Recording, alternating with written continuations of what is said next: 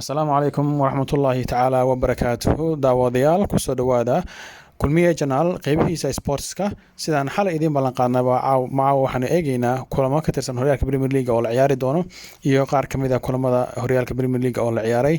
waxaynu ku bilaabeynaa kulamada la ciyaaray maanta horyaalka premier league.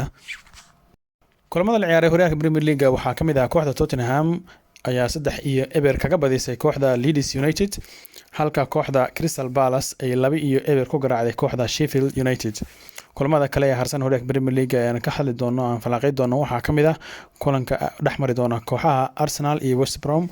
Arsenal ayaa u safri doonta garoonka West Brom, halka Brighton ay martigeli doonta kooxda Wolves, balse aynu ka hadalno kulanka dhexmari doona kooxaha West Ham, West Brom iyo Arsenal aan ilaahdee. aynu ku bilownay kooxda martida loo yahay ee West Brom ayaa 5 kulan ee u dambeysay horyaalka Premier League ay ciyaareen wax gool ah ma aysan gaarin.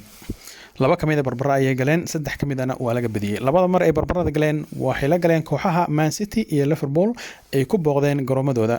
garoonka Itixaad ay ku ciyaartay kooxda Manchester City ay ku booqdeen waxay la soo galeen 1-1. sidoo kale garoonka Anfield ay ku ciyaartay kooxda Liverpool ayay ku booqdeen, sidoo kale waxay la soo galeen bareejo lamid ah tii ay ku soo galeen garoonka Man City oo iyadana ah 1-1. balse saddex kulan waa laga badiyay kooxda Newcastle iyo kooxda Aston Villa iyo waxa ka badiyay kooxda Leeds United oo min 2-3-5 gool kaga badiyay. sidoo kale caawa waxay la ciyaareen kooxda Arsenal ayagoona badin kulamadii aan soo xusnay oo dhamaantood ayagoona badin ayay waxay la ciyaari doonaan kooxda Arsenal oo garoonkooda ay ku martigeli doonaan. Arsenal ayaa baryahan ugu dambeeyay waxay la kulmaysay guuldarooyin, halka kulamada qaarna ay barbaro ay galayeen, balse labadii kulan ee u dambeeyay ee la ciyaareen kooxaha Chelsea iyo Brighton guulo ayay gaareen. labadii kulan u dambeysay Arsenal guulo ayay gaartay, halka saddexdii kulan ee kasii horeysay mar barbadhac ay gashay, laba marna laga badiyay. kooxaha Everton ayaa ka badisay, halka kooxda Man City ay ka badisay kulan kamid ah kulanka koobka loo yaqaano Carabao Cup, halkaas Arsenal looga badiyay 4-1 kooxda Man City ay ku badisay. balse afartii kulan ee Premier League u dambeeyay Arsenal laba kamid ah way badisay, midna waa laga badiyay, midna barbadhac ayay gashay. Arsenal ayaa ku jirtay kaalinta 16aad balse hadda joogta kaalinta 14aad kadib labadii kulan ee u dambeeyay ay badiyeen 20 dhibcood ayay leeyihiin, halka haddii caawa ay badiyaan kooxda Arsenal ay soo geli karto kaalinta 11aad ayagoo ku dhibco noqon doona kooxda Leeds, balse Leeds waxaa lagu leeyahay 3 gool.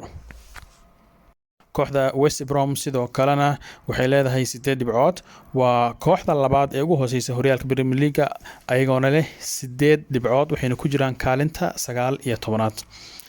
marka waxaa loo saadaalinayaa waxay kamid yihiin kooxaha loo saadaalinaya sanadkan inay horyaalka Premier League ay ka hari doonaan. West Brom ayaa sanadkii la soo dhaafay waxay promotion ka soo qaadatay horyaalka labaad ee Premier League.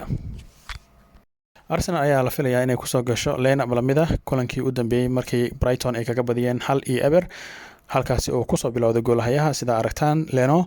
dhinaca bidix ee difaaca waxa ku bilowday Tini, labada dambe ee difaaca dhexe waxa ku bilowday Pablo Mari iyo Rob Holding. Bellerin oo dhinaca midig ee difaaca ku bilowday. qadka dhexan waxa ciyaarayay Xhaka iyo Elneny, sidoo kale garbaxa waxa ciyaarayay Saka iyo Martinelli.